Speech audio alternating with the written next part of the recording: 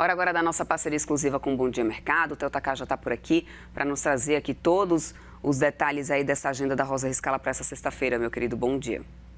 Bom dia, Débora. Depois aí de apenas 2 dias de alívio, a guerra entre Estados Unidos e o Irã volta a preocupar os mercados, recolocando petróleo, inflação e juros no centro das atenções.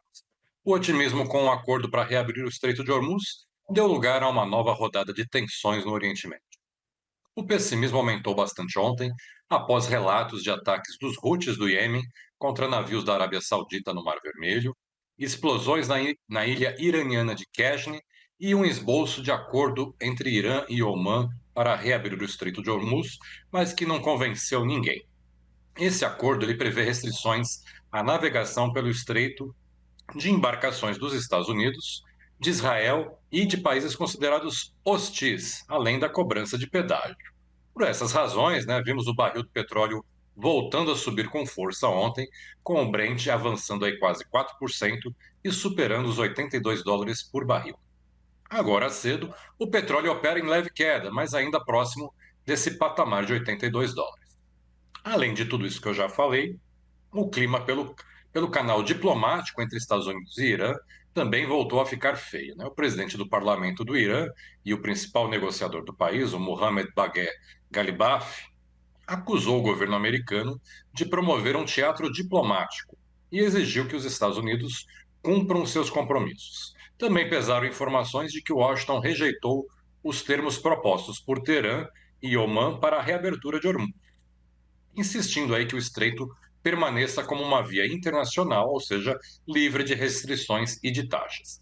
Em meio ao aumento das incertezas, o Donald Trump afirmou que acredita que a guerra terminará em breve e disse que está participando diretamente das negociações sobre Hormuz, embora tenha voltado a admitir aí a possibilidade de novos ataques contra o Irã. Enquanto isso, né, o tráfego de navios permanece reduzido, ameaçando o fluxo global de petróleo e sustentando o prêmio de risco nos preços da commodity, Débora. Essa preocupação com a guerra e seus efeitos inflacionários pode, inclusive, ofuscar o payroll de hoje, né, Theo? O que o mercado está esperando, né, para esse relatório de emprego americano que, tratando-se da agenda internacional, era o mais esperado para hoje? Sem dúvida, Débora, né? Essa nova piora no Oriente Médio, né, fez o mercado reforçar as apostas que o Fed terá que levar os juros americanos em setembro. E nesse ambiente conturbado lá fora, o payroll acaba perdendo aí uma parte do seu protagonismo, já que só com a deterioração muito forte aí no mercado de trabalho americano, isso desviaria o foco do Fed dos riscos inflacionários. Desde a reunião da semana passada, né, quando o Fed registrou 3 votos dissidentes favoráveis à alta dos juros, os dirigentes do Banco Central americano vêm reforçando aí que a prioridade continua sendo levar a inflação de volta à meta de 2%. Ontem, né, uma reportagem do Financial Times teve impacto sobre os negócios ao revelar que o presidente do Fed, o Kevin Warsh, ele está preparando aí para defender uma alta de juros em setembro, caso os próximos indicadores na verdade, está preparado, melhor dizendo, para defender aí uma alta de juros em setembro, caso os próximos indicadores de preços confirmem esse cenário de piora da inflação. Seja como for, né, o relatório oficial de emprego dos Estados Unidos, né, que será divulgado daqui a pouco, às 9h30 da manhã. Os economistas estimam aí um payroll que deve mostrar a criação de 80 mil vagas de empregos em julho, após 57 mil empregos gerados em junho. As estimativas estão variando bastante, entre 63 mil e 130 mil. Já a taxa de desemprego, ela deve permanecer em 4,2%, enquanto o salário médio por hora deve desacelerar para uma alta de 0,3% no mês passado. Né, vale a gente observar que os indicadores antecedentes divulgados nesta semana, né, trouxeram sinais mistos. O relatório de Oates e o ADP sugeriram aí alguma moderação na demanda por mão de obra, enquanto os pedidos semanais de auxílio-desemprego seguem próximos das mínimas históricas.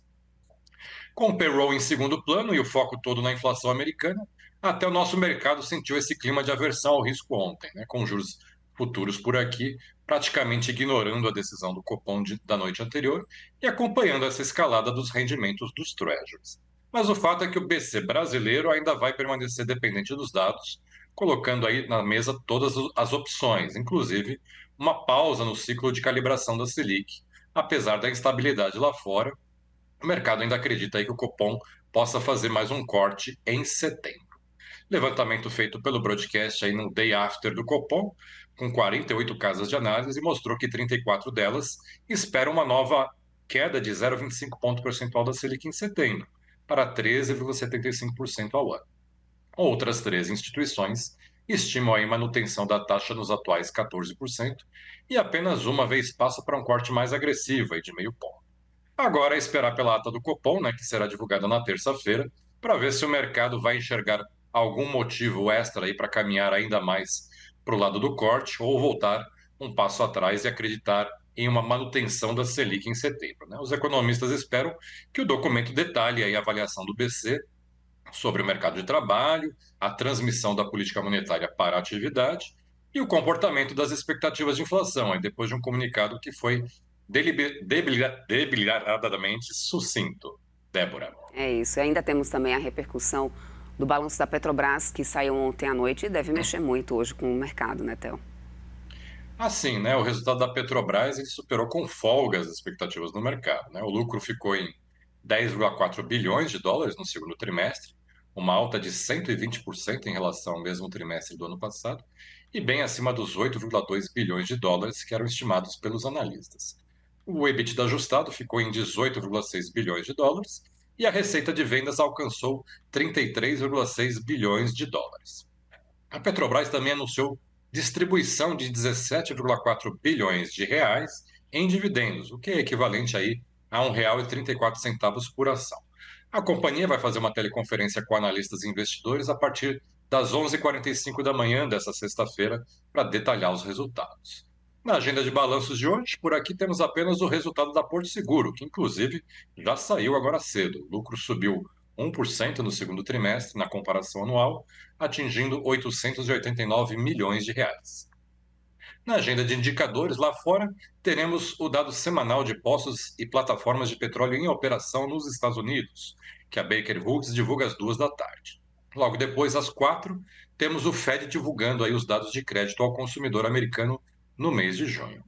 E na China saíram ontem à noite aí os números da balança comercial de julho. O país teve um superávit comercial de 112,5 bilhões de dólares, que ficou aí um pouco abaixo dos 125,6 bilhões de dólares registrados em junho, mas veio acima da projeção dos economistas, que era de 100 bilhões de dólares.